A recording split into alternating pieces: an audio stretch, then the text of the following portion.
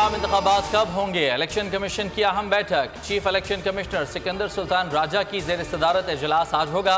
मेंबरान से मुशावरत की जाएगी। आम इंतखाबात का हतमी तारीख का ऐलान मुतवक्के। हल्का बंदियों के दौरानिये को मजीद कम से कम करने पर गौर किया जाएगा। GDA का वफ्द इलेक्शन कमीशन पहुंच गया। फहमीदा मिर्जा की क़यादत में वफ्द में डॉक्टर सफदर अब्बासी और काशिफ नज़मानी शामिल। चीफ इलेक्शन कमिश्नर से मुलाकात। आम इंतखाबात की तैयारियों पर मुशावरत। इलेक्शन इसी साल होंगे। आम इंतखाबात से कबल हल्का बंदियां होंगी।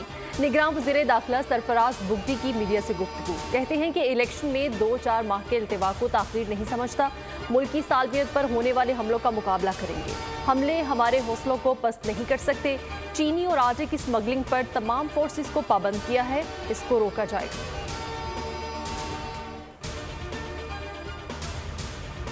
माजी में नैब कानून का अवामी नुमाइंदों के खिलाफ गलत इस्तेमाल होता रहा है। कुछ तरामीम से नैब वालों का गलत इस्तेमाल रोकने में मदद मिलेगी। चीफ जस्टिस उमरता बंदियाल के नैब तरामीम केस में रिमार्क्स। कहा कि नैब दौरान हिरासत मुल्जिम को प्ली बार्गेन पर मजबूर करता है। क्या प्ली बार्गेन जुर्म का एतराफ़ होता है? क्या प्ली बार्गेन करने वाले को तहफ़्फ़ुज़ मिलना चाहिए? आर्टिकल 10A के तहत मुल्जिम के भी बुनियादी हुकूक हैं।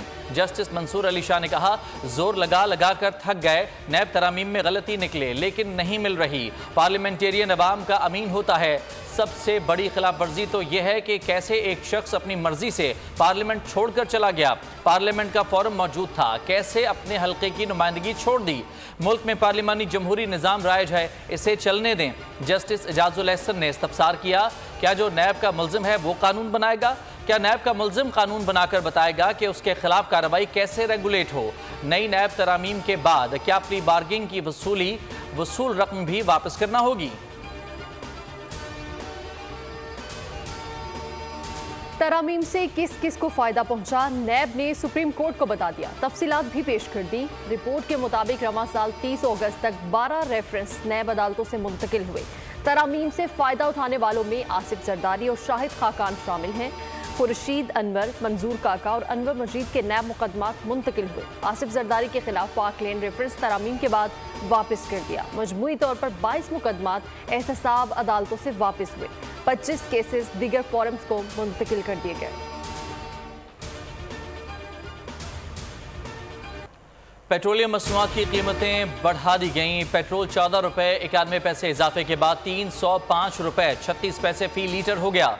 हाई स्पीड डीजल की फी लीटर कीमत 18 रुपये 44 पैसे इजाफे के बाद 311 रुपये 84 पैसे फी लीटर मुकर्रर। नोटिफिकेशन जारी। कीमतों में इजाफे का इतलाक अगले 15 रोज़ के लिए होगा। फी लीटर पेट्रोल पर 5 रुपये लेवी की शरह में इजाफा। लेवी 55 से 60 कर दी गई। डीजल पर लेवी में रद्दोबदल नहीं किया गया, 50 रुपये पर बरकरार। मुल्क में कोई बहरान नहीं। प्लानिंग के तहत बेयकीनी और मायूसी फैलाई जा रही है। 48 घंटे में बिजली के बिल्स पर रिलीफ देने का ऐलान करेंगे। निगरान वज़ीर आज़म ने खुशखबरी सुना दी। सहाफ़ियों से बात करते हुए कहा, बिजली के बिल्स के मसले को बढ़ा चढ़ा कर पेश किया जा रहा है। जो लोग सूरत हाल के जिम्मेदार हैं वो भी एहतजाज कर रहे हैं। फौज एक यूनिट भी मुफ्त बिजली इस्तेमाल नहीं करती। बिजली बिल्स का मसला ज़रूर है लेकिन ये अमन व अमान का मसला नहीं। IMF से भी बातचीत जारी है। मजीद बोले, इलेक्शन की तारीख देना इलेक्शन कमीशन का फैसला है। तारीख पर सुप्रीम के हर फैसले का एहतराम करेंगे। रुपया मुल्क की तारीख की पस्त तरीन सतह पर आ गया। इंटरबैंक में डॉलर की 305 रुपये पर ट्रेडिंग जारी। ट्रेडिंग के दौरान डॉलर की कीमत में 54 पैसे की कमी हुई। गुज़िश्ता रोज़ डॉलर 305 रुपये 54 पैसे पर बंद हुआ था। ओपन मार्केट में डॉलर 3 रुपये महंगा 326 रुपये का हो गया। गुज़िश्ता रोज़ डॉलर 323 रुपये पर बंद हुआ था। पाकिस्तान स्टॉक मार्केट में मंदी 206 पॉइंट्स की कमी 44,795 पॉइंट्स पर आ गया।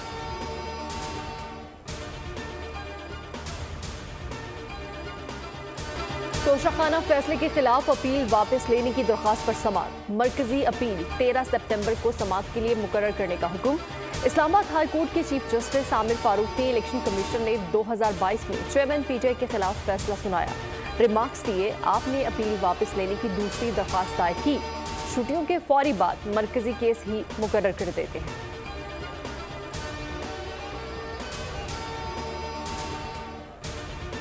परवेज इलाही की नैब गिरफ्तारी के खिलाफ दरखास्त पर समाअत परवेज इलाही को पेश कर दिया गया। लाहौर हाई कोर्ट में समाअत जारी। जस्टिस अमजद रफीक ने रिमार्क्स दिए कि अदालत से पिंग पोंग खेला जा रहा है, क्या जज को भी मुल्जिम तो नहीं बनाया जा रहा। बड़ा अफसोस है कि जो कुछ हो रहा है वो कभी नहीं हुआ। यह आईनी अदालत है और आइन का तहफ़्फ़ुज़ अदलिया की जिम्मेदारी है।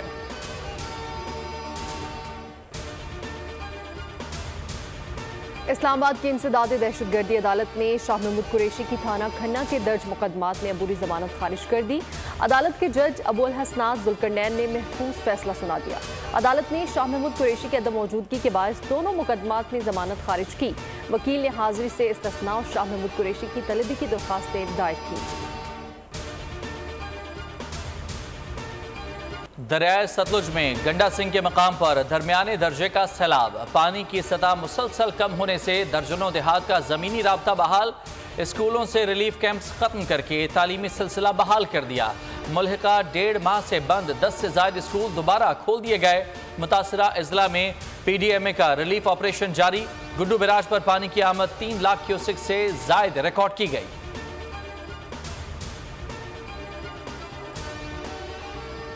कमांडर मुल्तान कोर का दीपालपुर में सैलाबजदा इलाकों का दौरा। लेफ्टिनेंट जनरल अख्तर नवाज सत्ती को फौजी और सिविल इंतजामिया की तरफ से तफसीली ब्रीफिंग की गई। कमांडर मुल्तान कोर ने आर्मी मेडिकल कैंप और फ्लड रिलीफ कैंप का भी दौरा किया।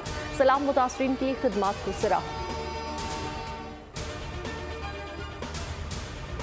इस्लामाबाद में डेंगू केसेस बढ़ने लगे। 24 घंटों के दौरान 14 नए केसेस रिपोर्ट। मुतासरा मरीजों की मजमूई तादाद 107 हो गई। रावलपिंडी में डेंगू मच्छर की अलगार। 24 घंटों के दौरान 19 अफराद में डेंगू की तस्दीक। रवां सीजन डेंगू मरीजों की तादाद 221 हो चुकी। रानीपुर में पीर की हवेली से लापता होने वाली लड़की का मामला। सना गोरमानी के मुकदमे में नामजद मुलजिम पीर सुहेल शाह को गिरफ्तार कर लिया गया। पुलिस के मुताबिक मुलजिम सुहेल शाह को कल अदालत में पेश किया जाएगा। सना गोरमानी 2 साल कबल मुबैना तौर पर पीर की हवेली से लापता हुई थी। फातिमा के कत्ल का केस सामने आने के बाद सना गोरमानी मामला का मंजर आम पर आया था, जिस पर निगरान वज़ीर आला सिंध ने नोटिस लिया था। बनू में बुज़दिल दुश्मनों का एक और वार। जानी खेल में फौजी काफिले पर मोटरसाइकिल सवार का खुदकुश हमला। 9 सिपाही वतन पर कुर्बान हो गए, 5 जख्मी हुए। शोहदा में नायब सूबेदार सनोबर अली भी शामिल हैं। सिक्योरिटी फोर्सेज का इलाके का मुहसरा करके सर्च ऑपरेशन। ISPR के मुताबिक फोर्सेज दहशतगर्दी की लानत के खात्मे के लिए पुरअज़्म हैं। बहादुर सिपाहियों की कुर्बानियाँ हमारे अज़्म को तक़वियत देती हैं। निगरान वज़ीर आज़म अनवारुल हक काकड़ कहते हैं कि दहशतगर्दों के बुज़दिलाना हमले से दिल टूट गया। ऐसी हरकतें सरासर काबिल मज़म्मत हैं। निगरान वज़ीर दाखिला सरफराज बुख्ती बोले, बुज़दिल दुश्मनों के हौसले पस्त करेंगे।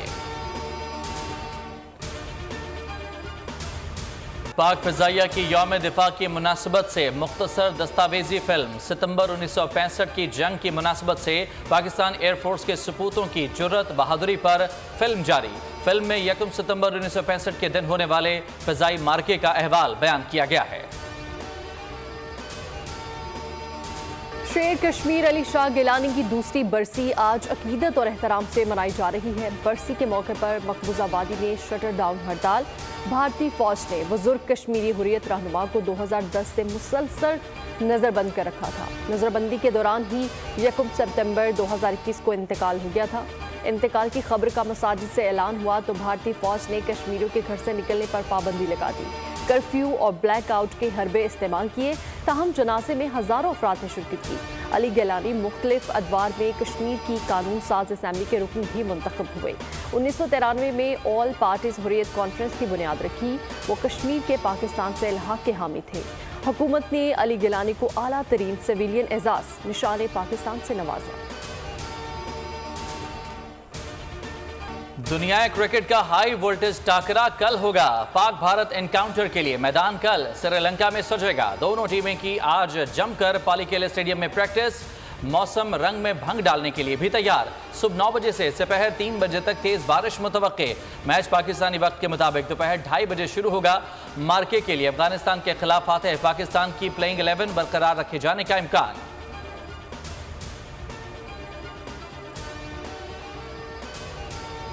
पाकिस्तान और जनूबी अफ्रीका की विमेन क्रिकेट टीमें आज पहले T20 में मध्य में शाम 7:30 बजे शुरू होगा। गुज़श्ता रोज ट्रॉफी की रोनुमाई की गई। दोनों टीम्स की कप्तान ने ट्रॉफी के हमरा साहिल का रुख किया। फोटोशूट में जमकर परफॉर्मेंस। मैदान में चैंपियन, ग्राउंड के बाहर भी हीरो। बाबर आजम ने हुस्न सुलूक से मद्दाहों के दिल जीत लिए। बाबर आजम ने मुल्तान में एक स्पेशल पर्सन से मुलाकात की। अपने दस्तखत वाली जर्सी भी तोहफे में पेश की। कप्तान के रवैये से जज्बाती होकर स्पेशल पर्सन ने बाबर का हाथ चूम लिया।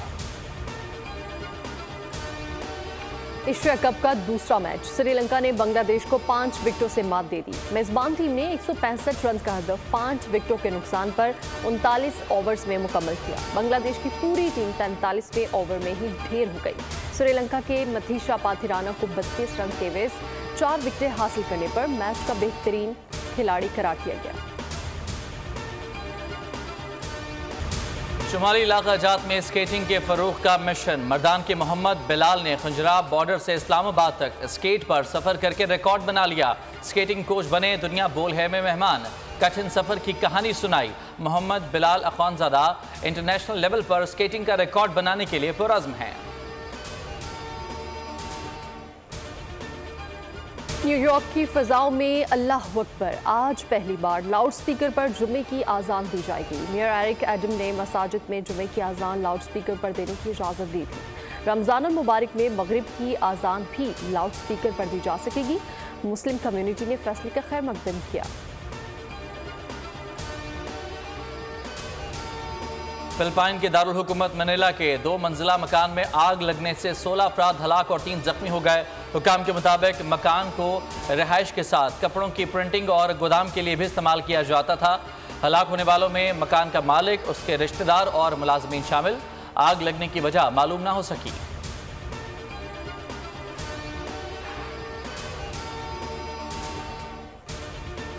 जनूबी अफ्रीका के दारुल हुकूमत जोहान्सबर्ग की इमारत में लगने वाली आग से मरने वालों की तादाद 64 हो गई।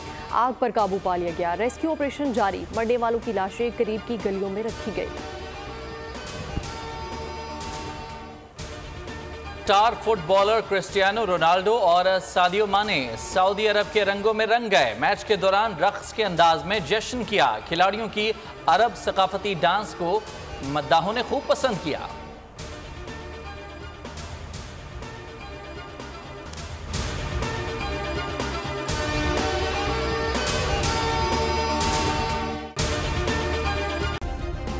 सब्सक्राइब करें और बेल दबाएं ताकि कोई खबर रह न जाए।